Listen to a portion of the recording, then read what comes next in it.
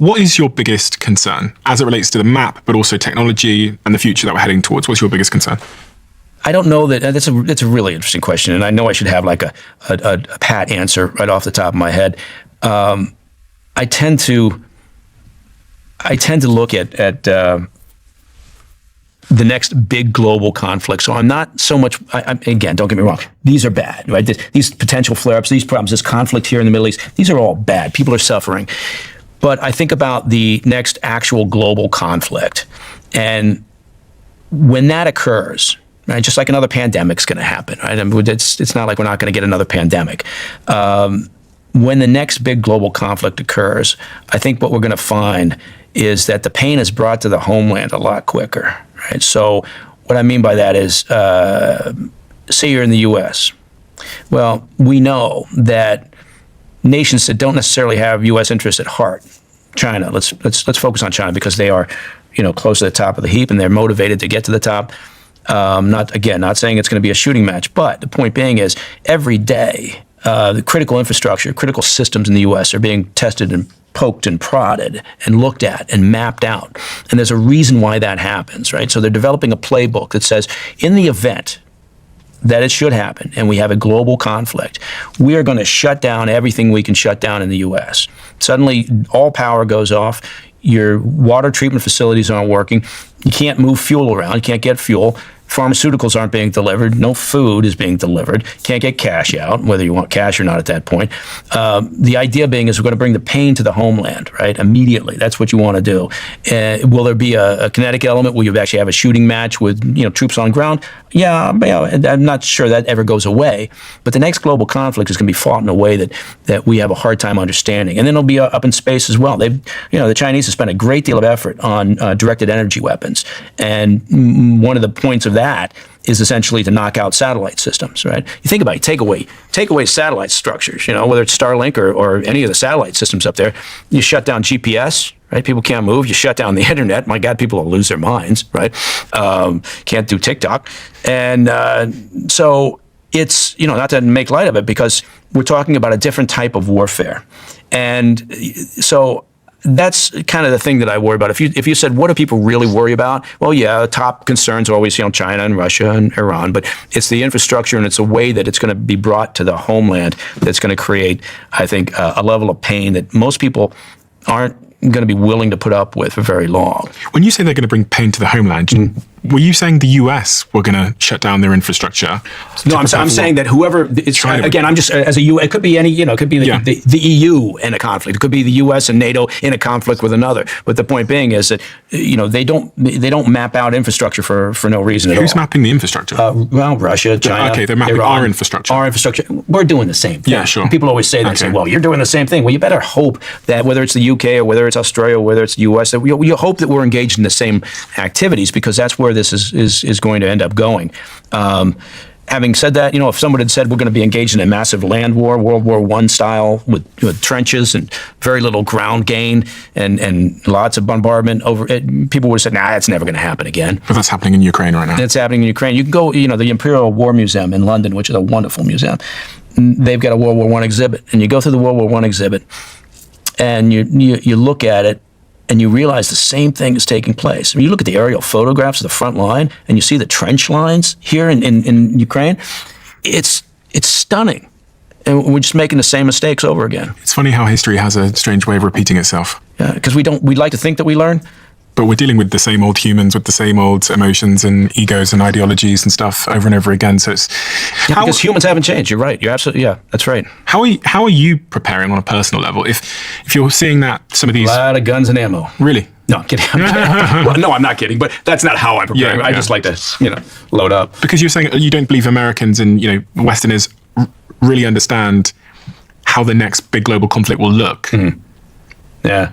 So is there a way they can prepare for such a conflict? Well, on one level, people need to read as much as they can and pay attention, right? I mean, get as many different sources of information. Don't just read one outlet that you happen to agree with. But try to be as informed as possible, which I think sometimes is difficult to do because we're all busy, right? We're all putting food on the table and trying to take care of families and whatever. But And so I think there's an element of folks just trying to be informed. And then, that would be, look, I mean, the pandemic that occurred, the COVID-19 thing, if people were really, really watching what was going on, October 2019, right? There was, there's this weird situation going on in China. A couple of cities were quarantined, and that started to bubble up, and people were paying attention to it. I was getting notifications about, what the hell's going on in China, well before there was any declaration of a problem, right? And so, and the Wuhan lab was mentioned repeatedly. So I think just being informed is one of the best things that people can do. And then, I'm not a prepper, but it's always good just to, be prepared for a natural crisis, right? Power goes out because there's a blackout. Fine. There's a, whatever the reason may be, just be a little aware of and have a plan of some sort that says, if there is a natural disaster, not saying a shooting match, then what do I do? What's my commo plan? I got kids at school. How do I reach them? We're so unprepared because in our lifetimes, we've never had a war. Right. So I grew up, I'm 32 years old now. I assume wars happen in other places. Mm-hmm. They don't happen in the UK or in LA or New York. They happen over there. So I'm comfortable and I'm complacent to some degree. Mm-hmm. And I could never imagine even an adversarial plane flying over my city.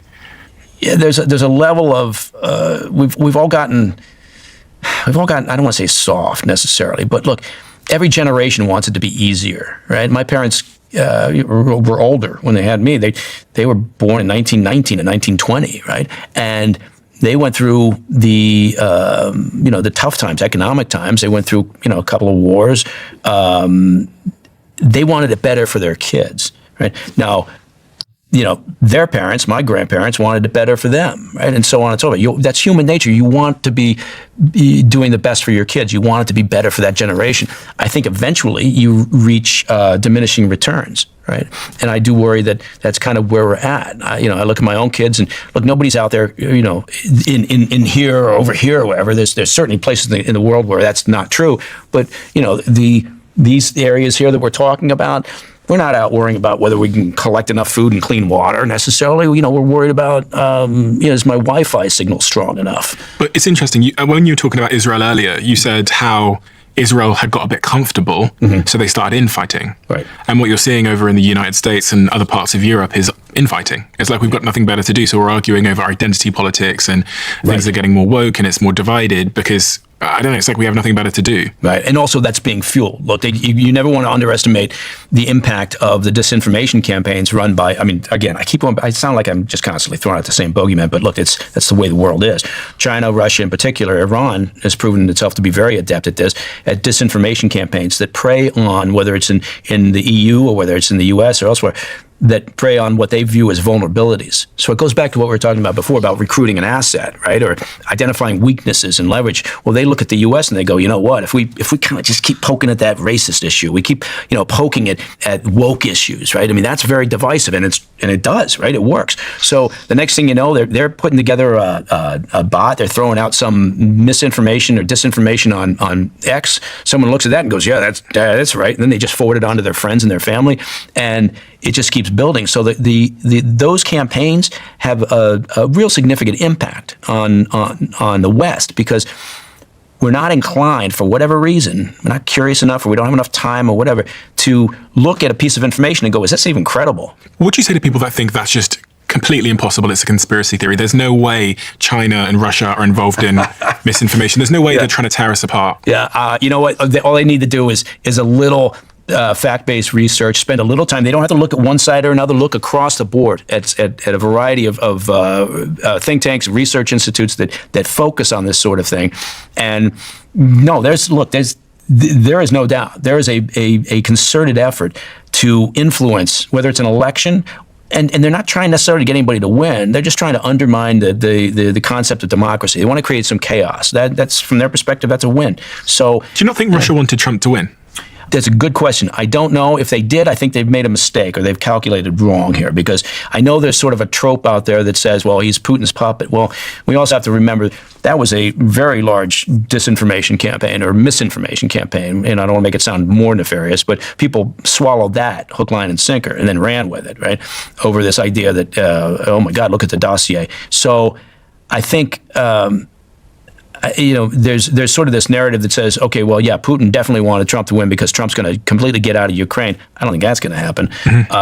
And there's already been reporting that he had a call with Putin already. Now the Kremlin's saying, oh, that call never happened. But according to Western reporting, he had a call and he said, you are not to intensify this war, and then basically setting down a marker. Now again, we won't know until he gets out there and he starts, putting more people in place. I'm very curious to see who he puts in at the Pentagon and at the Defense Department.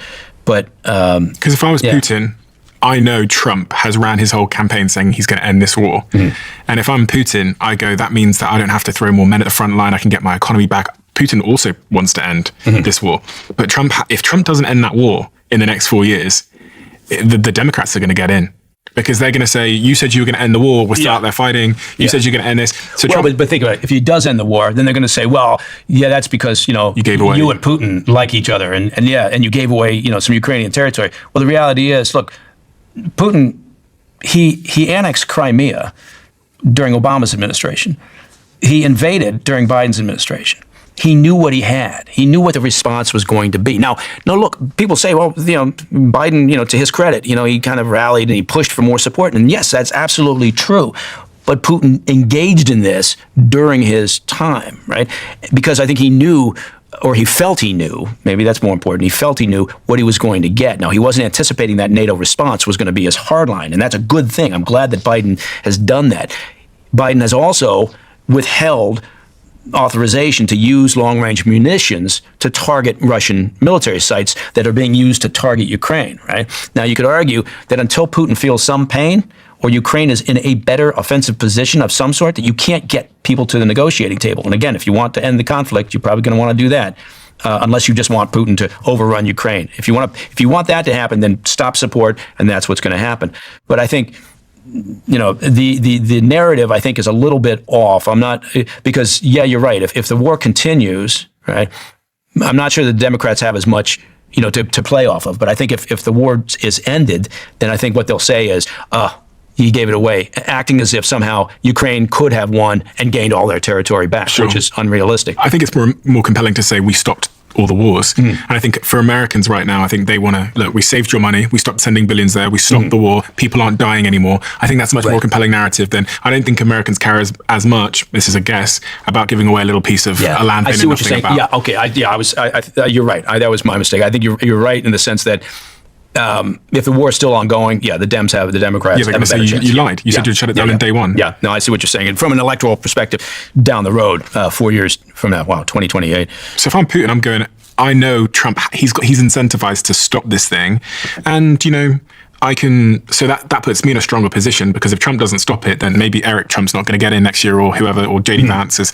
Yeah. I mean, I think Putin also, is smart enough to remember that it was the Trump administration that authorized lethal aid to Ukraine to begin with. Back during Obama-Biden years, they did not authorize lethal aid into Ukraine.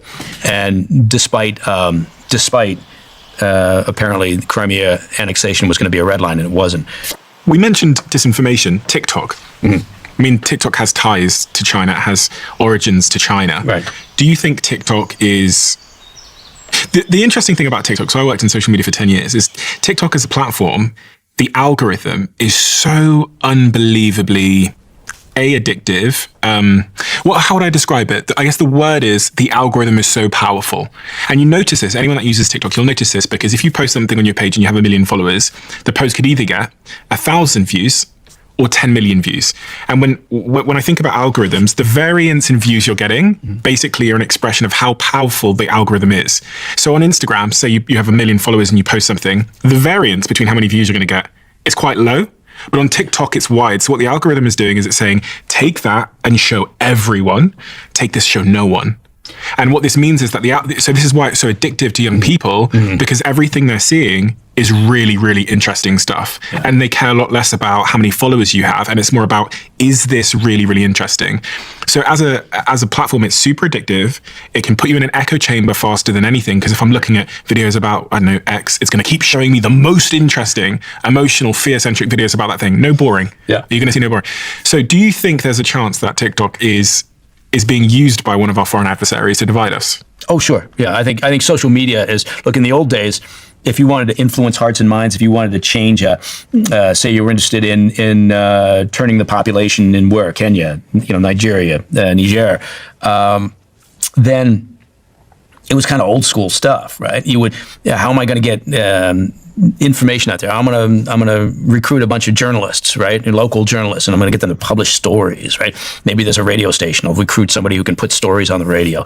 Technology has given the ability to do covert action campaigns, propaganda, disinformation, whatever you want to call it, a real jumpstart, right? So the concept is the same. I'm trying to influence opinion. I'm trying to, get viewers, whatever it is, trying to change hearts and minds, but you can do it much faster, right? And that's the type of thing the US would have done to their adversaries, right? Sure. The US would literally send a entrepreneur undercover into these countries to start a perfectly legitimate business with his family. They'd find a way to potentially fund it in some way to make sure it was successful. And he might be starting a social media app in Russia undercover. Like, that's the type of thing the CIA and other, maybe MI6 or other forces would do. It's, you're looking for ways to, you wouldn't necessarily want to say, okay, I'm going to go into China, I'm going to go into Russia and start a business, right? Because now that's problematic from an operational perspective, right? But you're going to use the technology for sure to get to as many eyeballs as possible. And so, yes, TikTok's a great example of that. There's a reason why Chinese citizens can't access TikTok inside China, right? If you think about that, is TikTok, is it beneficial to our kids? Well, if it was, TikTok would probably be available inside China, but it's not.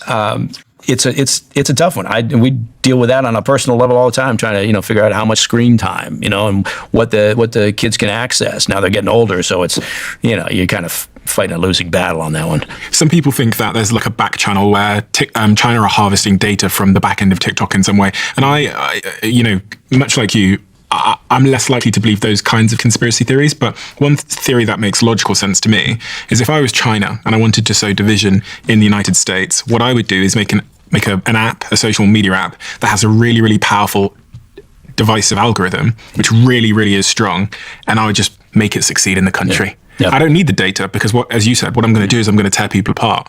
I would say, yes, that's a good point, and you see that based on what you're saying. I don't have anywhere near the level of understanding of the app world, but you see that when you just say, okay, I'm interested in that. Look at that. There's a protest over here, right? Next thing you know, you're getting 40 protest videos or whatever. Mm-hmm. But I would say also they still want data, right? They thrive on collecting mass amounts of information, and so. I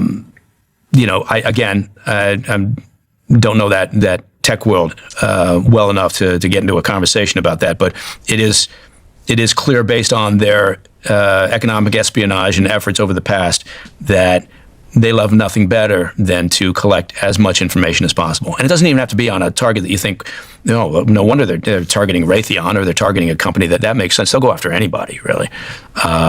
And it is, yeah. So, but I think for the most part, when you talk about social media, what I worry about the most is this tendency for people not to question, not to be cynical, or not to be at least curious and say, where's this come from? Right? If everyone would just do that, because there is no other defense at the end of the day. You don't want the government telling you what you can see and what you can't see, I don't think anyway. But there's no other defense in the front line, which is the individual with their smartphone looking at something and saying, and then stopping for at least a moment to say, where's this information coming from? Is it credible? Let me check elsewhere before I send this on to my family, right? And create more conflict. Just take the time to be quizzical.